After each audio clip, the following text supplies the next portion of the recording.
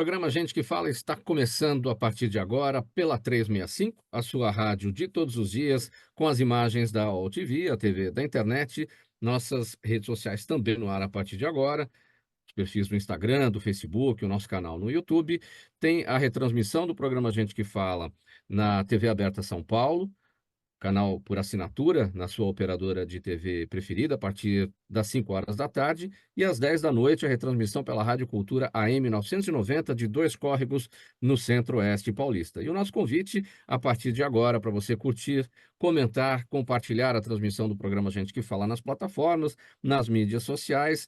Interaja também pelo WhatsApp, fazendo perguntas aos nossos convidados de hoje, 973350038, 973350038.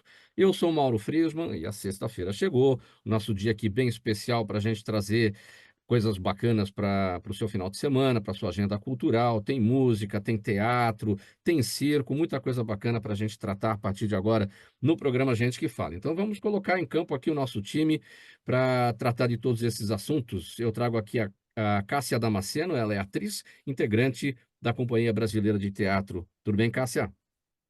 Tudo bem? É muito bom estar aqui hoje com vocês. Muito obrigado pela presença, seja bem-vindo ao programa Gente que Fala. Também com a gente o Nico Serrano, ator, fundador e palhaço da companhia Bubiô Ficolô. Tudo bem, Nico? Tudo bom, Mauro? Vamos nessa. Vamos juntos. Também com a gente a Camila Inês, cantora, compositora. Ela está em Brasília para essa nossa conversa. Tudo bem, Camila? Tudo ótimo, muito obrigada pelo convite, é um prazer estar aí com todos vocês. E o Daniel Pereira, ele é ator, diretor e produtor, professor de teatro e de produção audiovisual e também produtor do Teatro Estadual de Araras. Tudo bem, Daniel? Tudo bem, Mauro? Um prazer estar aqui com vocês. Vamos lá, gente. Nosso primeiro assunto aqui de sexta-feira, na nossa edição aqui do programa Gente que Fala. A gente está em pleno mês de julho, não é verdade? E o que fazer nas férias escolares? O ideal seria apostar em ideias baratas, criativas. Seria não, é apostar em ideias baratas e criativas para divertir a garotada nesse mundo cada vez mais tomado pelas telas e carente dos jogos, das brincadeiras, não é verdade?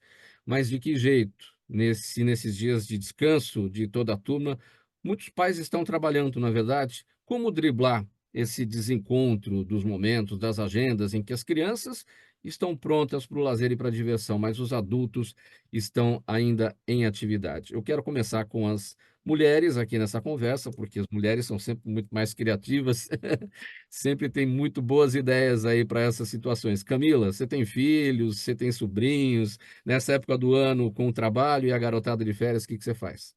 Eu percebo isso bastante, essa dificuldade dos pais, né, com essa logística, essa dinâmica, uma nova dinâmica de vida, né? Mas eu faria um trabalho mais lúdico, né? Assim, com a família. Eu acho que a relação, ela não é a quantidade, mas sim a qualidade da relação. Então, quando os pais estiverem com seus filhos, né, acho interessante desenvolver tarefas lúdicas para eliminar essa questão dos periféricos, telefone, TV, filme, e fazer trabalhos lúdicos mesmo, onde realize a tarefa do início ao fim naquele mesmo período e apresente a tarefa, né, apresentar ou em desenho, vamos falar uma temática, ou vamos falar de alguma coisa que você lembra do passado, ou um futuro que você gostaria de viver, uma sobremesa que você gosta, e ali desenvolver várias tarefas com colagens, pinturas, e filmar depois a explicação daquela obra que cada um iria realizar, porque todos estariam participando, né? Então, eu opto pelo trabalho lúdico com qualidade, né? Embora a quantidade, muitas vezes, ela não é permissiva, né? Né? Eu não falei que as mulheres têm ótimas ideias, mas aí, diante daquele desafio, Camila, de conciliar a atividade dos pais que estão aí em trabalho, né? Afinal de contas, muitos deixam as férias para outro momento do ano, né? Mas as crianças estão em férias em julho. Esse desafio é complicado, né? sim, mas sempre tem uma academia de natação, sempre tem uma academia de dança, né? Tem teatro. Então, isso enriquece muito a postura da criança, né? Porque fica sempre debruçado. Então, enriquece desde a ergonometria até a questão lúdica e de socialização, né? Que depois da pandemia nós tivemos aí um retrocesso de 2020 para cá, de 20 anos. A sociedade retrocedeu 20 anos o seu relacionamento social, né? Então, eu optaria em fazer atividades desse tipo. Existem SESCs, né? Existem programas que o governo ajuda, e existem também aqueles que podem patrocinar essa programação para os filhos, sobrinhos, né? Cássia Damasceno, as suas ideias aí para a garotada de férias enquanto os pais estão trabalhando. Então, eu estou pensando nisso nesse momento, ouvindo Camila e com essa tua pergunta, porque eu não tenho filhos, mas eu tenho sobrinhos, e se eu estivesse com eles agora, tentaria achar uma forma com que eles descansassem, né? Porque as crianças hoje têm tanta agenda, né? E pensando em alguns amigos que têm filhos que estão levando os filhos para o trabalho, porque não tem como fazer, o que fazer com as crianças, eu acredito que o pensamento das férias é um pensamento do ano inteiro, né? Tem que ter uma programação do que fazer para que as crianças possam, nesse momento, também ser um pouco independente no sentido de fazer outras coisas que não seja estar no celular ou fazendo tarefas ou com várias agendas, que eu acredito que a criança precisa ser criança, precisa descansar. E os pais, nesse mundo que a gente vive, alguns têm só o final de semana para estar com eles e para aproveitar essas férias. Então, que essa programação anual priorize os finais de semana, não só nas férias, mas o ano inteiro, para estar em atividades que interessem as crianças, né? Um bom cinema. Eu acredito que essas coisas que a Camila falou também é muito interessante. A gente precisa realmente rever o comportamento das crianças que estão muito adultas hoje, né? Para que elas realmente se sociabilizem com tarefas infantis. E assim, estou dando uma sugestão, falando o que eu penso, mas não é algo que a gente consegue resolver agora, nesse mês de julho. É algo que a gente tem que planejar ao longo do tempo, ao longo do ano, né? Mas pensando nesse momento agora, acredito que sim, o SESC é um dos lugares que tem programas para criança, para fazer em atividades de férias, sem que os pais estejam presentes, né? Que possa deixar as crianças um dia inteiro numa atividade infantil dentro das programações do SESC ou outras empresas também que possibilitam isso. Mas é muito Sim. importante mesmo, Mauro, pensar na saúde desses jovens, né, jovens crianças, que elas possam realmente ter férias que a gente não tem, né? Nico Serrano, como garantir férias divertidas com lazer para a garotada, nessa situação em que pais, muitas vezes, neste momento, não têm as férias, juntamente com os filhos? Olha, dentro do que a Cássia e a Camila falaram, eu já tiquei alguns pontos que eu falaria também, que é a questão, principalmente de SESC, né, que durante a semana tem bastante atividade, principalmente nessa época do ano. Além de, né, eu acabei de rodar um projeto na cidade de São Paulo das bibliotecas, então tem bibliotecas dentro dos bairros aqui. E dentro dessas bibliotecas também tem atividades, assim, é só pegar lá o cronograma de apresentações, sempre tem, né, alguma coisinha. Fora isso, também nos bairros tem fábricas de cultura, tem os CELS. Eu tenho andado dentro desses locais, né, desses equipamentos que, além de educacionais, também são culturais, né? E tem os professores de educação física, tem os recreadores, que pode também ser uma saída, né? Um escape para essas crianças, assim. E tem uma coisa que a Cássia falou que me tocou muito, que é o descanso. Essas crianças precisam descansar, porque eu tenho sobrinhos, né? E aí eu percebo também a quantidade de atividade que hoje é feita, né? Sai da escola, vai para o futebol, sai da escola, vai para natação, sai da escola, vai fazer. é muita coisa também hoje em dia, né? Não tem esse respiro, né, do descanso, que às vezes é o ficar em casa também, né? O ficar em casa, em paz, nem que seja a gente na nossa época, nossa, acho que a geração aqui é meio parecida. Então, a gente assistia TV, era uma tela, não era o celular, né? Mas era uma tela, a gente assistia desenho animado, a gente assistia Pica-Pau, Pato Donald, essas coisas todas, né? Eu, pelo menos, eu estou falando um pouco de mim Sim, assim, sim, sim. e o quanto me faz diferença hoje, né? De eu ter assistido isso, né? Os desenhos da época, né? Os programas da época que ainda existem na TV Cultura, que algumas coisas que sobram, né? Na TV fechada tem, acho que a TV Rá-Tim-Bum também, que, né? Fora algumas outras coisinhas. Mas é, eu acho que está dentro disso, a minha ação, assim, né? E programação de teatro infantil. O que acontece aqui em São Paulo, pelo menos o que eu percebo, é que os pais estão deixando de fazer a atividade das crianças para fazer a deles e levam as crianças com eles. E também se perde, né, Sim. alguma coisa nessa infância. Daniel Pereira, sua vez. O que fazer com as crianças nessas férias, nesse momento em que as agendas nem sempre coincidem, né, de pais e filhos? Pois eu tenho uma escola de artes, né? Então, há alguns anos a gente percebeu essa demanda. A gente também entra em férias das aulas da escola no mês de julho, né?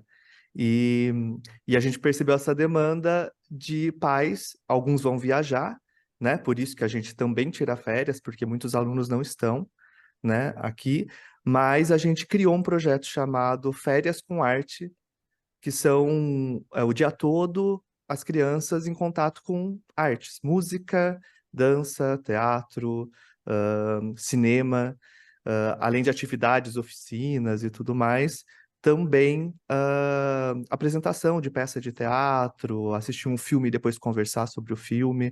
É, concordo também que as crianças nas férias precisam descansar, né? Porque hoje a demanda é muito grande para as crianças. Eu que sou professor, dou aula para criança, a gente percebe o quanto, é, quantas atividades eles fazem, né? É bem difícil.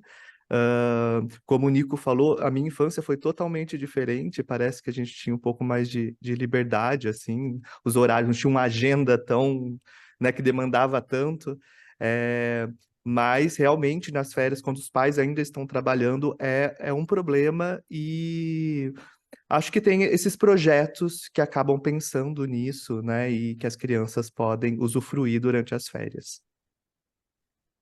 Muito bem, terminado esse tópico, encerrado esse assunto, vamos para o próximo aqui, programa Gente que Fala no Ar, pela 365, sua rádio de todos os dias, OTV, TV da internet, nossos perfis também no ar, das redes sociais, Instagram, Facebook, o nosso canal no YouTube, e tem a retransmissão pela TV Aberta São Paulo, a partir das 5 horas da tarde, TV Aberta São Paulo, é canal por assinatura, na sua TV, na sua operadora de TV preferida, e às 10 da noite tem a retransmissão pela Rádio Cultura AM 990 de Dois Córregos, no Centro-Oeste paulista. Vamos falar agora sobre outra questão aqui. A Companhia Brasileira de Teatro, coletivo de artistas fundado no ano 2000 pelo dramaturgo e diretor Márcio Abreu, apresenta a performance Voo Livre Futuros no Teatro do Sesc Pompeia. A apresentação é parte de um experimento cênico dividido em 3 movimentos: arte, tempo e futuros, e foi apresentada pela primeira vez no Rio de Janeiro no ano passado. Agora, aqui em São Paulo será exibida apenas a parte futuros, ou seja, a parte 3. Quem conta para a gente como é que isso funciona é a Cássia Damasceno. Como é que é a ideia desse projeto, que começou no Rio e agora aqui em São Paulo, Cássia? Sim, Mauro, é um prazer estar aqui falando desse projeto para vocês. Esse projeto, então, ele iniciou o ano passado, foi o primeiro trabalho que a companhia começou a desenvolver para entrar em contato com o público logo depois da pandemia. Então, nós temos um repertório que foi criado até 2019, 2020, interrompemos, e esse foi o primeiro que a gente começou a criar pensando, vamos entrar em contato com o público. E esse formato de fazer, a gente está, a opção, o conceito mais próximo é performance, mas a gente chama às vezes de acontecimento. É um trabalho que não entra em temporada, e são sempre, quando vamos fazer, são poucas apresentações ou poucos acontecimentos em relação com o público. Porque como é que falamos com o público depois da pandemia, depois desses últimos anos que nós vivemos, com fatos graves, violentos, tanto no Brasil como no mundo. Então, isso fez com que a gente entrasse nesse formato de conversa, dialogando com o público. É um trabalho muito autônomo. O que nós fizemos no Rio ano passado e vamos apresentar agora com o Voo Livre Futuros aqui em São Paulo, ele está maleável, flexível para entrar novas informações, para entrar um outro ator que venha participar conosco. Então, ele está muito vivo com o momento presente. Quem viu o ano passado o Voo Livre Futuros vai ver uma reedição desse material agora. E esse trabalho, Voo Livre Futuros, que fizemos em 3 partes, arte, tempo e futuros, ele foi inspirado numa obra que a gente já vem pesquisando há muito tempo, que é A Gaivota do Tchekhov. Então, os 3 trabalhos, ele parte de diálogos, do pensamento que o Tchekhov traz dentro dessa obra, como o tempo, pensar o futuro, o amor, o conflito de geração, tudo está dentro desse projeto. E por que fazer só o Voo Livre Futuros? Nós estamos nessa mesma plataforma, nesse momento, em criação para o Voo Livre Sonho Manifesto, que ele tem como origem de conteúdo uma obra do Siddhartha Ribeiro, que é o Sonho Manifesto, é uma literatura dele. Então, no próximo final de semana, a gente faz Sonho Manifesto Futuros esse final de semana, e no próximo, que é dia 12, 13 e 14, nós faremos, então, esse acontecimento Voo Livre Sonho Manifesto, que tem um diferencial, além do conteúdo de origem. Nós fizemos uma audição e entraram 31 jovens atores, artistas profissionais, que estarão conosco no próximo final de semana. Eles já estão trabalhando já há 2 semanas, para que no próximo final de semana a gente entre em contato com o público com esse trabalho. Então, a gente nem chama de espetáculo, não é algo que entre em temporada. Então, como eu falei anteriormente, é uma proposta cênica muito próxima da performance, que sim, a gente nem chega a ensaiar. Então, um roteiro de proposta para entrar em contato com o público, que a partir do momento que o público entra no teatro, ele já está acontecendo em relação àquelas pessoas que estão aquele dia ali conosco.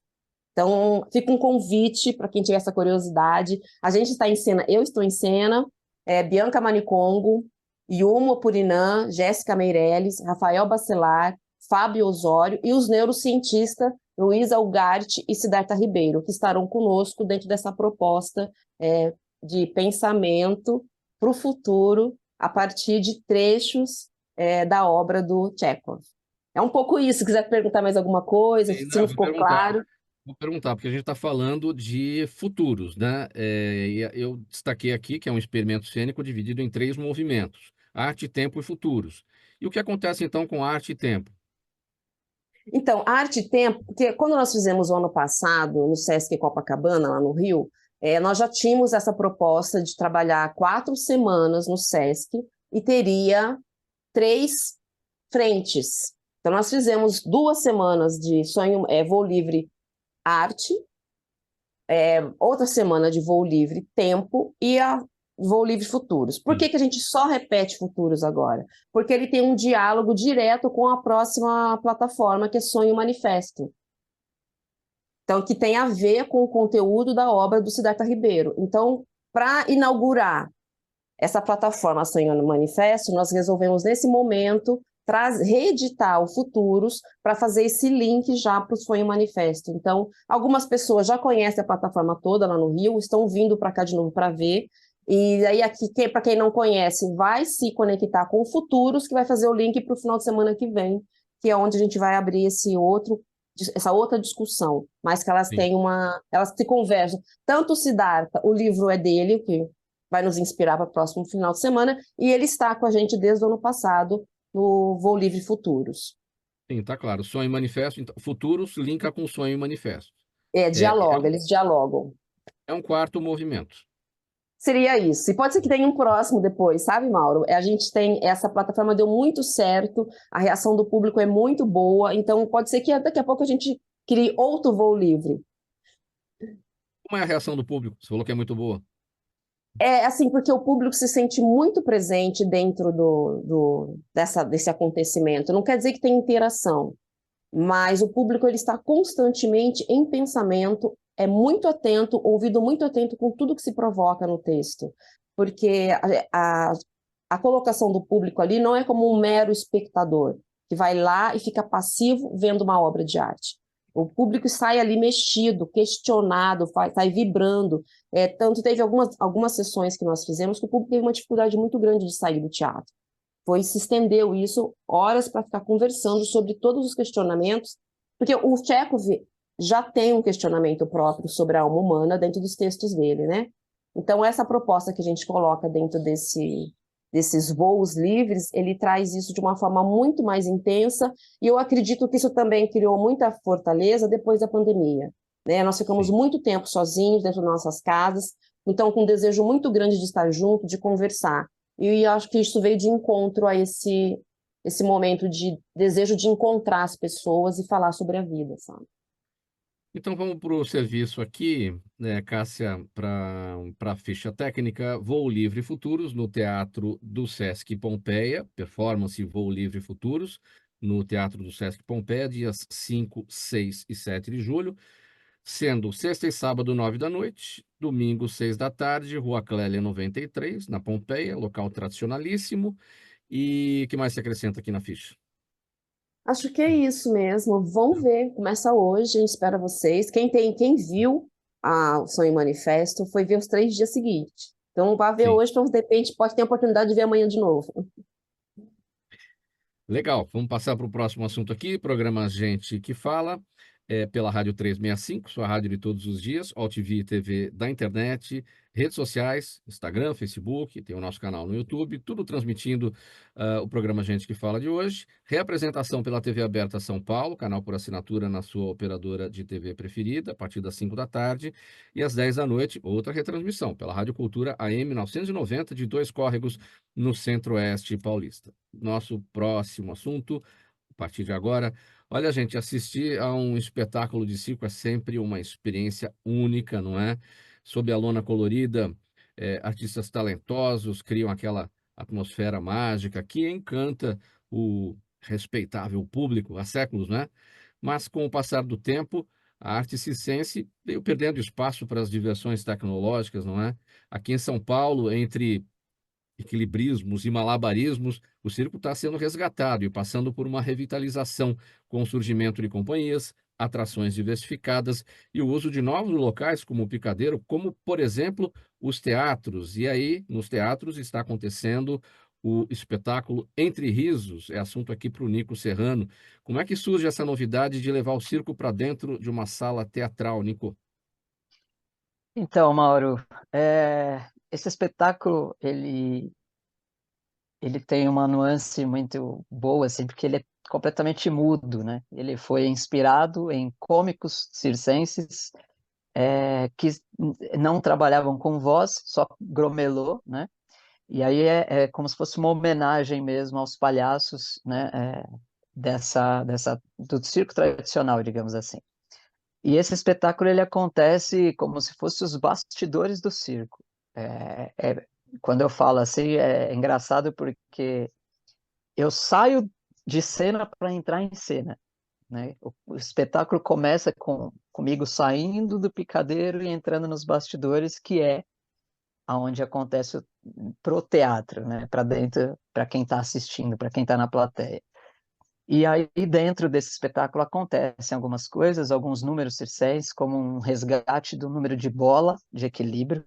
Eu ando em cima da bola, faço malabares em cima da bola, eu pulo corda em cima da bola. Então, tem essa coisa da gente sempre falar que é um resgate e o circo é sempre perigoso, né? A gente sempre fala que o circo é cuidadoso e perigoso, né? Por conta da gente que tem que treinar muito, tem que estar muito em dia, tem que estar muito concentrado para, além do riso, levar essa emoção, né? De um número circense, principalmente esse que é o de tradição, que é o da bola, que é antigo, é um número que, se você procura ou pesquisa há muitos anos, existe e que também perdeu um pouco de espaço para outras modalidades, né? Então, o grande lance desse espetáculo é resgatar esse número da bola, e aí dentro desse espetáculo também trago algumas outras, eu fundo, né, um pouco de outras artes, a linguagem do circo, como a dança, que eu faço um número de sapateado, porque o sapateado sempre andou com o artista cômico também, né? Se a gente pegar Gordo e Magro, se a gente pegar Chaplin, eles dançavam, né?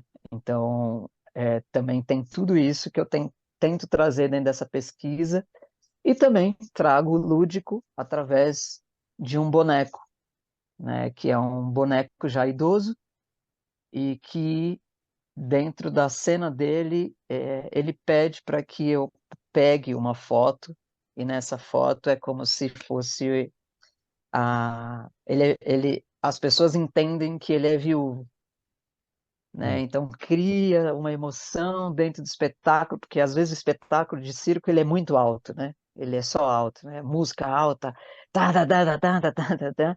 E aí eu trago o espetáculo em um momento que está muito alto, eu coloco ele no chão até para eu respirar mesmo, né? Por conta do número da bola que puxa bastante o físico, o fôlego.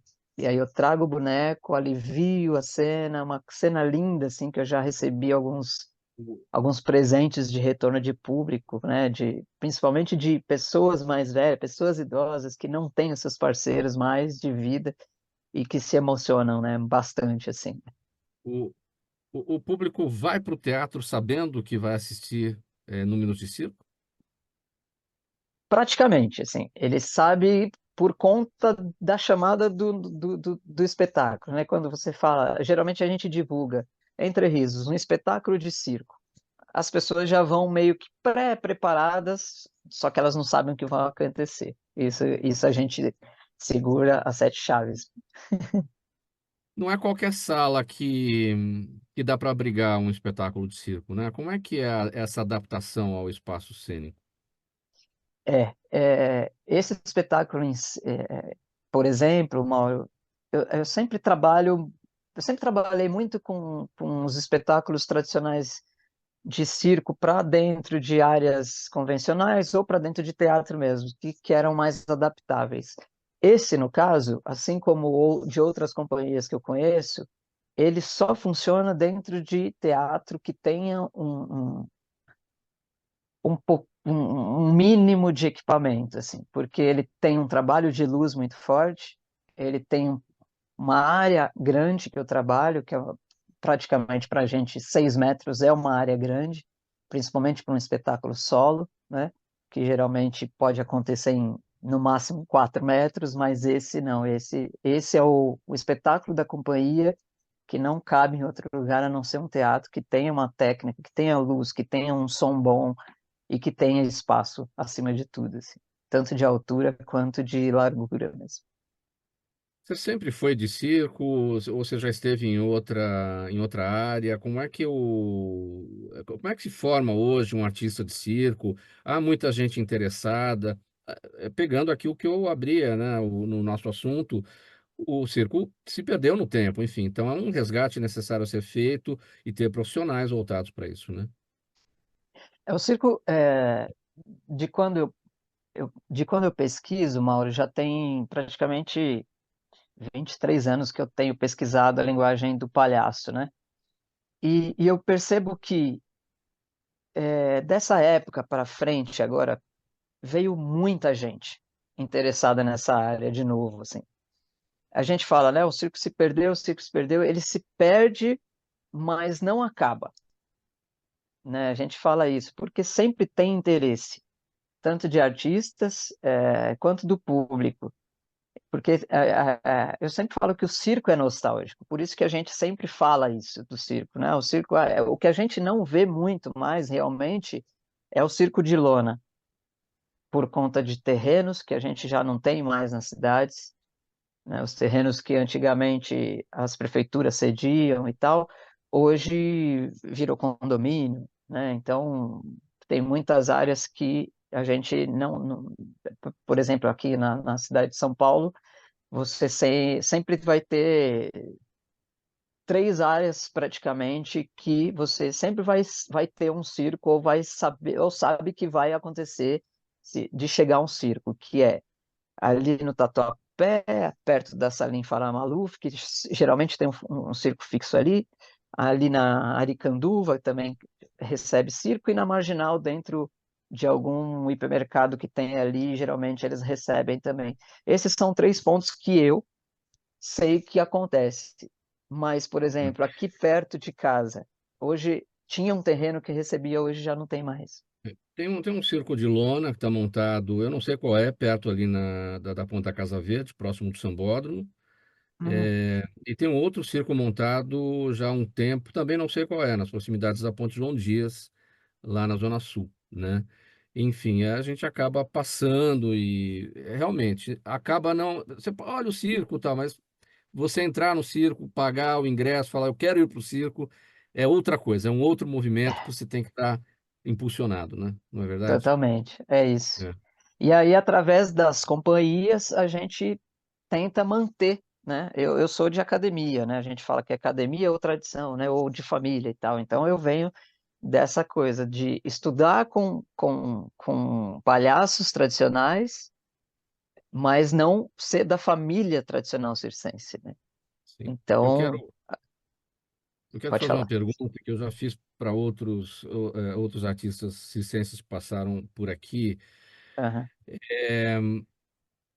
É, muito se diz, né? Quando a situação está uma bagunça, isso aqui está um circo, né? O país está uma bagunça, o país é um circo, pão e circo.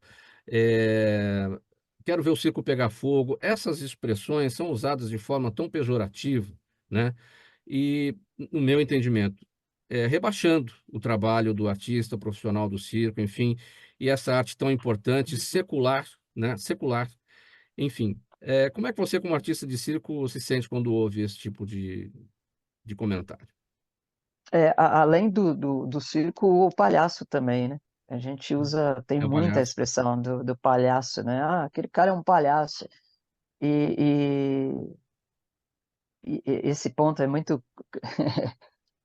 Quando você fala realmente, mexe, toca com a gente, assim, toca na gente, porque a gente sabe o quanto é grandioso, o quanto é valioso, o quanto tem de estudo também, né? Por que não? E o quanto tem de respeito que a gente tem com essa arte. E aí, quando a gente vê alguma pessoa falando, eu vou falar da palhaçaria, porque eu tenho mais é, Proximidade. proximidade, né? Eu sou um artista circense, mas eu sou específico de uma área de circo, assim, eu não sou completamente circense. Eu faço a bola e faço equilíbrio. Faço malabares, faço o básico, mas o equilíbrio em si. Eu não faço trapézio, essas outras coisas, mas a palhaçaria está dentro de mim, porque é a minha linguagem. Quando a pessoa fala também, principalmente na política, né? Se fala muito isso, né? Ah, Exatamente. vou colocar um palhaço também, um nariz de palhaço e sair em manifestação. É como se eu colocasse um jaleco de um médico e fosse para a rua falar alguma coisa. É. É como se, sabe, para mim é uma paulada na cabeça, assim, de você ver isso. Eu já entrei em debates na internet por conta disso. Teve até uma imagem minha que viralizou há um tempo atrás, falando, né, desse respeito. Respeite o nariz de palhaço. Atrás dele tem um profissional, assim como você, assim como todas as outras profissões, né? É uma Então, acho ofensa que às autônoma, vezes né? e às vezes é falta de conhecimento também. Eu sempre cito isso, porque alguns amigos que falam isso para mim, ah, você é um palhaço, eu falo, eu sou. Ah, eu conheço um cara que também é um palhaço. Aí, nessa coisa do pejorativo, eu conheço um cara que é um palhaço. Ah, quem é ele? Me fala, né? Às vezes eu conheço. Não, não é palhaço que nem você. Ele é um É. palhaço da vida. Eu falei, tá, então vamos trocar o nome, porque palhaço sou eu, que sou um profissional. E sei a É. virtude que tem de ser um palhaço, É. né? Bom, Nico, é, Sim. dá uma ficha técnica aí ao serviço aí dos próximos espetáculos, em quais salas, onde e quando? Sim, Entre Risos, é um espetáculo de circo da companhia Bublé Colô. A gente está rodando através de 2 editais, o PROAC e o Fomento, da cidade de São Paulo. A gente vai rodar com ele, começa a rodar a partir do dia 6, no Teatro Municipal de Osasco. Aí, durante a semana, a gente roda alguns projetos, como o Recreio nas Férias também, parte de contrapartida desses projetos que a gente está, dos editais.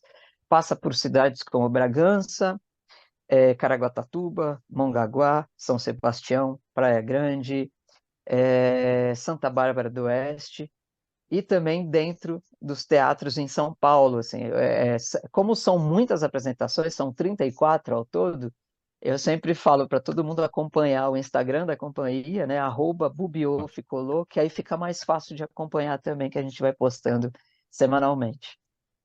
Lá no Instagram é mais fácil para acompanhar tudo. Bubiô Ficolô. Muito Justamente, bem. é isso. Bacana, Nico. Vamos seguir próximo assunto aqui no programa Gente que Fala, para conversar com a cantora e compositora pernambucana Camila Inês, que está aqui com a gente. Ela começou a carreira em 1998, explorando jazz, bossa nova e samba. Em 2011 veio o primeiro álbum dela, o Jazz Mini, que foi reconhecido pela crítica e pré-selecionado para o prêmio da música brasileira, e o seu trabalho acabou se espalhando globalmente, com destaque para a gravação de The Rhythm of Samba, que conquistou o prêmio Profissionais da Música em 2015. E em 2021 ela lançou no formato EP, o Extended Play, né? Gotas de Oceano, produzido por Suami Júnior, que celebra a liberdade feminina e demonstra sua evolução artística. Como é que está o atual momento da carreira, Camila? O atual momento ainda na pauta de divulgação, né? Bastante entrevistas, né? No Brasil e fora do Brasil, e porque o trabalho ele tem uma inserção muito grande, né? Eu estou ouvindo a fala aí de todo mundo, estou me sentindo um pedacinho de cada um aí, né? Mas o trabalho tem grande inserção fora e dentro do país, né? E ainda bastante divulgações, muitas entrevistas, né? Pautas de concertos, ainda não está previsto isso, né? Que ainda estou nessa divulgação desse novo disco, né? Dessa gota que ela vai caminhando, essa gota de oceano aí. Então, o Gotas de Oceano celebra a liberdade feminina e demonstra a sua evolução artística. Como é que isso se liga lá atrás, 1998? A gente está falando de evolução de carreira, né? Assim, na realidade, acaba sendo uma conclusão, né? Vamos dizer assim, dentro de um texto você tem a introdução, o meio e o fim, né? Mas não estou no fim, não. Mas é uma ratificação de um processo que vem familiar. Eu venho de uma família musical, meus pais sempre participaram de festivais, foram muitas vezes premiados nos festivais de música, que hoje acontece muito pouco, né? E recentemente, com esse disco Gotas de Oceano, a minha inauguração, eu comigo mesma. Eu mesma fazendo a letra, a música, então é uma inauguração como compositora, né? Autora do próprio trabalho, porque é uma questão você ser o intérprete, e você tem uma maneira de interpretar, né? Como no circo coloca essa questão, né? O teatro também da interpretação, do lúdico. Então você tem uma interpretação, você tem uma linguagem. Mas a partir do momento que você sai do intérprete, aí passei para ser letrista. Então, eu fiz parcerias com várias pessoas, né? Ainda faço com muita gente, é muito rápido. Eu não sabia que eu era letrista e faço muito rápido, é rápido. Em uma hora eu faço você manda uma música e em uma hora já está pronta. E eu fiz algumas parcerias com artistas muito queridos e de notoriedade na cena nacional e internacional, como Roberto Menescal, Simone Guimarães e alguns outros por aí. E também, e agora eu saio dessa parte da intérprete e da letrista e entro, então, como compositora, né? E aí eu lanço Gotas de Oceano, que surgiu num período pandêmico, né?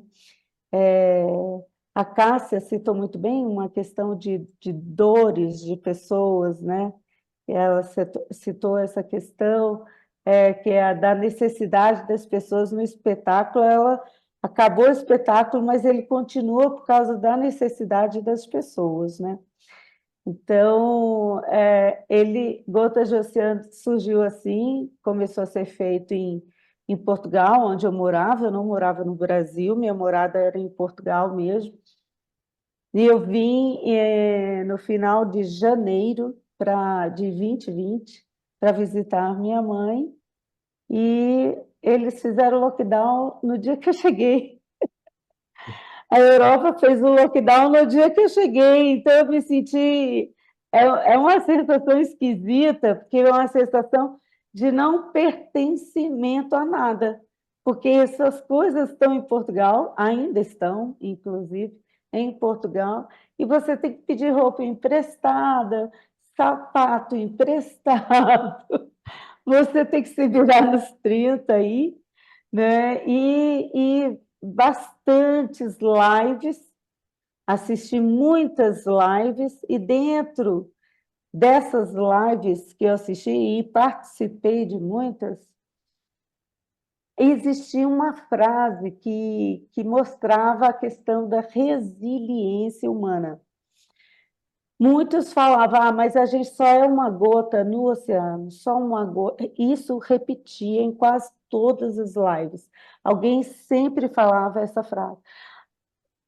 Isso me incomodou demais. Eu falei, não, a gente não é uma gota no oceano, somos gotas de oceano, porque juntos somos mais, juntos podemos vencer essa questão da resiliência, sermos solidários, sermos companheiros, termos compaixão com o próximo, né? Eu não sei como as pessoas aceitam essa palavra compaixão aqui no Brasil, né? Mas assim, é uma questão de você ter empatia com o próximo, né?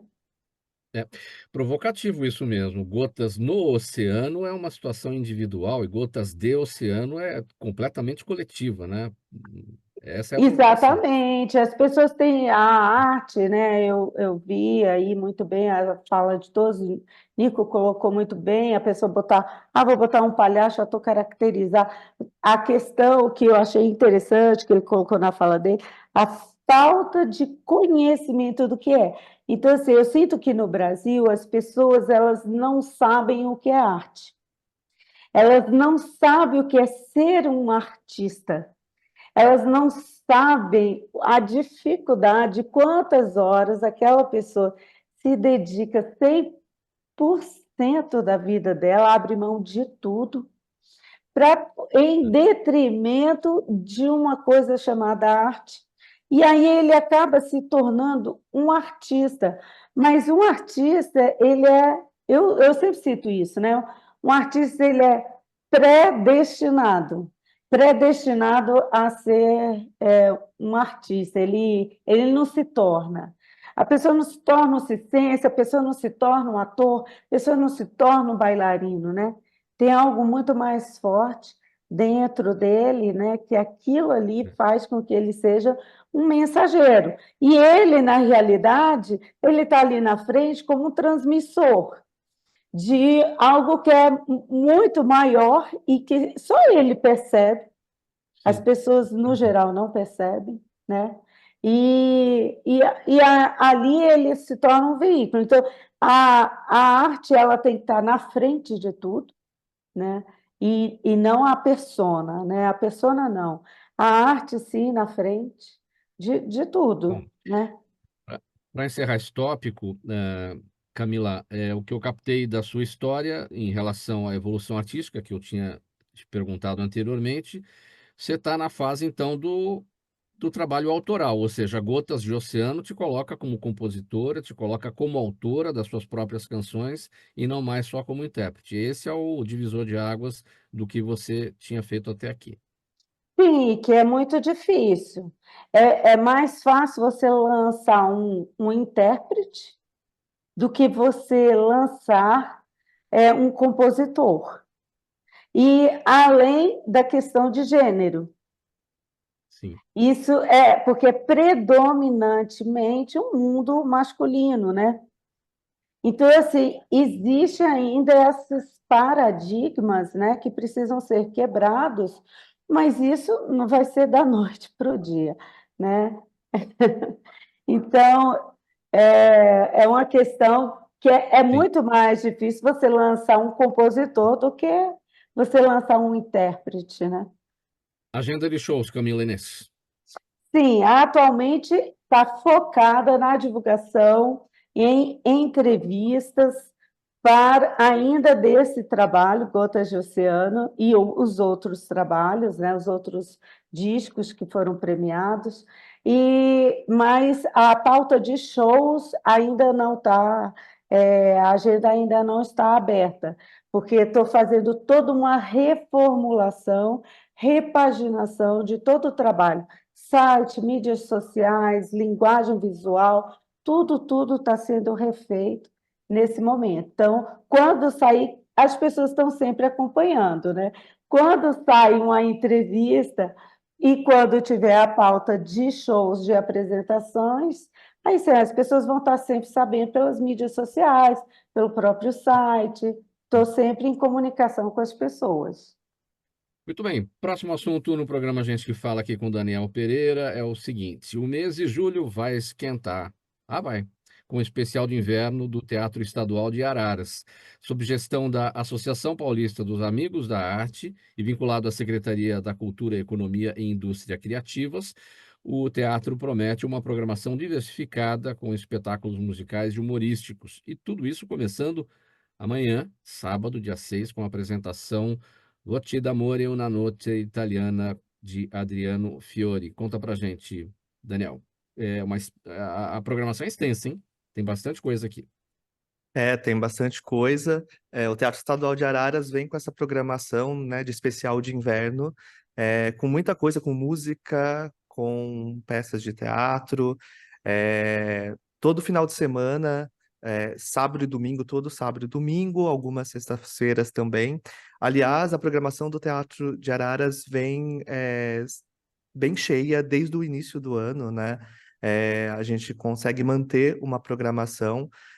O teatro estando no interior de Araras, o nosso trabalho, né, no interior de São Paulo, né, na cidade de Araras, o nosso trabalho é esse fomento do público, né, de levar o público ao teatro e trazer espetáculos mais populares, mas também com outras linguagens que as pessoas muitas vezes não conhecem, né? A gente vem trazendo ópera também, linguagens diferentes para que o público se habitue e conheça e a gente consiga criar esse público mais forte, né, no teatro. O Teatro de Araras, ele tem 33 anos de idade, é uma obra projetada pelo Oscar Niemeyer, então é um prédio muito bonito e diferente, e a gente sempre quer que o teatro esteja cheio de pessoas, né? Então a gente tem esse trabalho com uma programação variada e extensa para que a gente consiga trazer esse público. Araras, 165 quilômetros aqui da capital, né? O teatro, eu destaquei aqui, ele está sob gestão da Associação Paulista dos Amigos da Arte. Ele faz parte, evidentemente, a gerência, né? O gerenciamento é da Secretaria da Cultura. Mas como é que é essa associação entre a Secretaria e essa gestão da APA, né?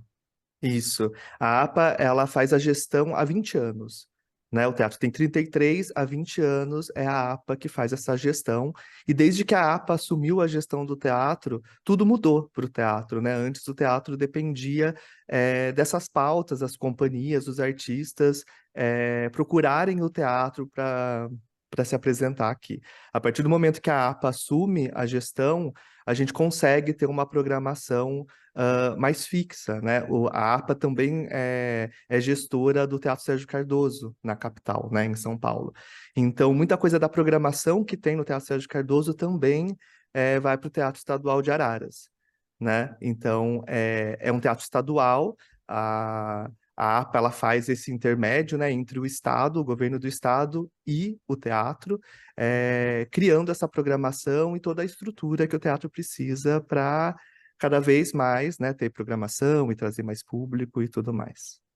O público é local, ou traz gente aqui da capital também lá para o teatro?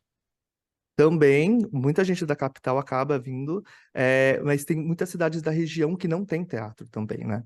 Então, recebe muita gente de cidades vizinhas.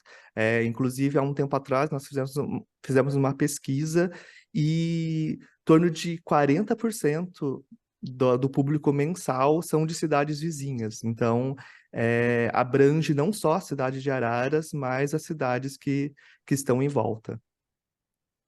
Bom, Voti d'Amore, Una Notte Italiana, de Adriano Fiore, neste final de semana, e aí vai. Tem Afonso Padilha, Toninho Tornado e Neto Tomás, tem Cronovisor. Destaca pra gente o que vem pela frente, Daniel. Isso. Nós temos alguns stand-ups, né? Que no interior é o tipo de espetáculo que leva muita gente para o teatro e a gente acaba também aproveitando esse tipo, né, de espetáculo que leva muito público para divulgar os outros espetáculos também, né? É meio que uma estratégia que a gente usa para fazer com que chegue a programação às pessoas. Chronovisor é um tributo à Legião Urbana, um espetáculo musical, né? Depois nós teremos também a Camerata de Violões da Associação Ana Paiva, que é música também, funciona muito música, né, no interior, as pessoas gostam muito, então, inclusive o espetáculo da Noite Italiana, que terá no próximo sábado, já está praticamente esgotado, tem poucos ingressos, esgotou muito rápido, então são coisas que o público gosta bastante. E no último domingo de todo mês, nós temos sempre um infantil gratuito às 11 horas da manhã. Então já é uma tradição do teatro, todo último domingo às 11 horas da manhã, um infantil gratuito. Então já tem um público cativo que todo domingo está lá. Agora, fala esse italiano direitinho, hein? Porque eu falei de qualquer jeito, o italiano não é o meu forte, esse que é o espetáculo desse sábado. Isso, o Voci Amore, Una Notte Ah, Italiana. Eu também não, meu até que eu italiano é falei péssimo certinho, também. tá? É isso. O Adriano Fiore é um cantor da cidade de Araras. Ele é muito conhecido, ele tem um trabalho, principalmente com música italiana, muito legal. E ele, por muitos anos, ele fez um espetáculo anual no Teatro de Araras. E há bastante tempo que ele não fazia, ele está voltando esse ano com esse espetáculo. E voltando ao palco do Teatro de Araras, né? E então, por isso que o público tá, né? Os ingressos foram muito rápido por isso, as pessoas estavam aguardando esse momento. E é um espetáculo de 2 horas de duração, de música italiana, ao vivo, com coral, com orquestra. É muito legal, muito bonito. Teatro Estadual de Araras, Maestro Paulo Russo, esse é o nome completo, né? Avenida Isso. Dona Renata, 4.901, em Araras, interior de São Paulo, 165 quilômetros aqui da capital. Então tá feito o recado, tá feito o convite, né, Daniel? Isso mesmo. E tem o Instagram do teatro também, é Uhum. Teatro Araras, e lá tem toda a programação. Quem quiser saber um pouco mais o que terá, já tem programação para agosto, setembro. Então é só entrar lá no Instagram ou no próprio site do teatro também, que tem toda a programação. Pessoal, perguntas da nossa audiência, uma para cada um. A gente tem alguns minutos aqui. Eu vou pedir muita brevidade, bastante objetividade para a gente conseguir responder para todo mundo. Daniel está com a palavra, eu vou com você primeiro. No Instagram, a Fabiola está te perguntando, Daniel, as TVs regionais do nosso estado dão espaço à divulgação para dramaturgia local? Para dramaturgia local, eles dão espaço para divulgação. Agora, para dramaturgia local é bem difícil, assim. Há uns anos atrás, eu fiz um projeto de um programa de TV cultural e a luta é sempre muito grande, assim, né? É bem difícil conseguir, ainda mais quando você quer falar quando não é tão comercial, assim, o produto, né? Quando você quer falar de arte, cultura, é mais difícil, mas aí, para isso, a gente tem também os editais, os incentivos, né? Que acaba ajudando muito a gente a desenvolver e colocar esses projetos em prática. Cássia, o Jaime também está com a gente. Valeu, Jaime, que sempre participando pelo WhatsApp. Ele quer saber o seguinte de você. Ele fala da expansão aqui da internet, enfim, o uso da internet cada vez mais. Isso está gerando muitos solitários virtuais, interferindo nas relações interpessoais das crianças? Ah, sim, eu acho que é uma pergunta muito interessante, e pensando no que eu falei inicialmente, Jaime, é, eu, eu, eu, eu faço um exercício diário de resgate, né? Acho que a gente tem que resgatar outras formas de relações para que a gente consiga se comunicar. E pensando de novo sobre a palavra que a gente usou anteriormente, sobre o descanso das crianças, a gente precisa aprender a descansar, entre outras coisas, né? Aprender a ouvir a essência de cada ser humano. E eu acho que esse tumulto de acesso à rede social, por exemplo, faz com que a criança já nasça, já cresça, sem perceber o outro, né? A essência do outro, porque tudo é um botão, tudo é sim. Se você diz um não, não tá bom, a criança não já cresce não sabendo lidar com isso. Então, assim, eu observo muito isso e pensando como a gente começou hoje, né, essa fala falando sobre as férias das crianças, a importância da gente fazer resgate de diálogos e ações que nos tragam para pensar o ser humano como um indivíduo especial. Camila, bem breve também, a Clara no WhatsApp quer saber o seguinte: com a inteligência artificial, em que medida serão respeitados os direitos dos compositores? Isso é assunto para mais de metro, né? Você vai ter que reduzir aqui. Pois, pode me chamar de novo, porque eu estou na ponta da língua para discutir sobre isso. Mas o que você pode Olha, dizer tem rapidamente? um debate muito grande das associações, né, e do ECAD, que é responsável por isso.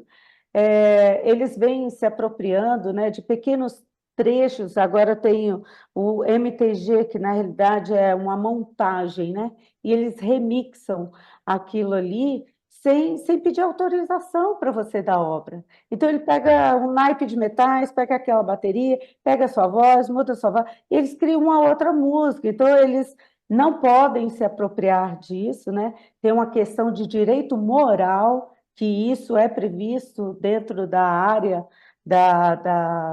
dos direitos autorais, tem o direito moral do compositor, né?